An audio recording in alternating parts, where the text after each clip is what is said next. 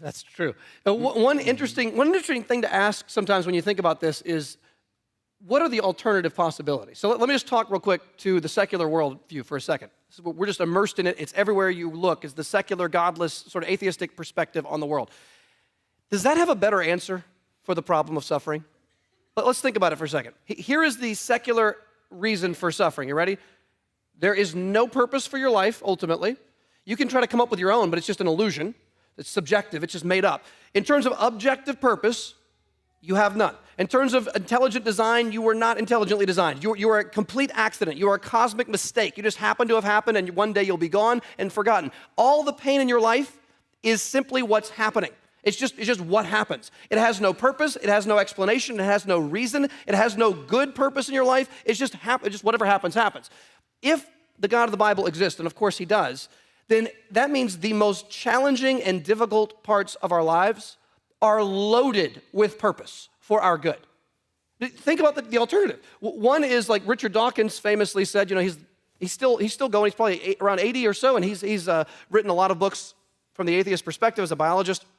But Richard Dawkins says in his book, River Out of Eden, he says, the universe has exactly the properties we would expect to find if there was, at bottom, no good, no evil, no justice, nothing but pitiless indifference. And then he said, some people are going to get lucky, and some people are going to get hurt, and you won't find any rhyme or reason for it, nor any justice.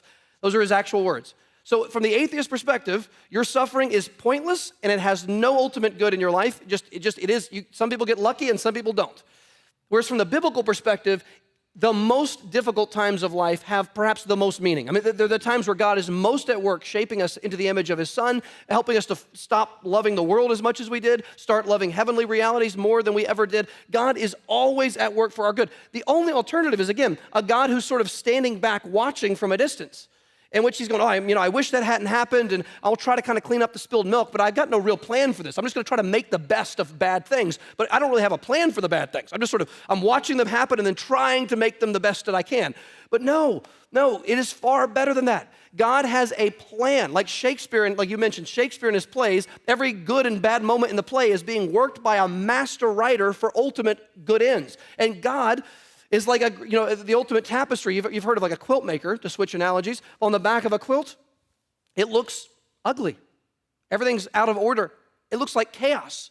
But when you flip the quilt over, you see the beautiful design of the artist. Similarly, our lives often look like a lot of confusing parts that don't quite fit together, and we can't quite see what God is up to. But we know that the brilliant sovereign artist is at work and that he is designing something glorious for our good and his glory. And if we could flip it around and see one day in eternity all that God was up to, we will be astonished by how the dark and bright colors all work together for God's ultimate glory and for the good of his people.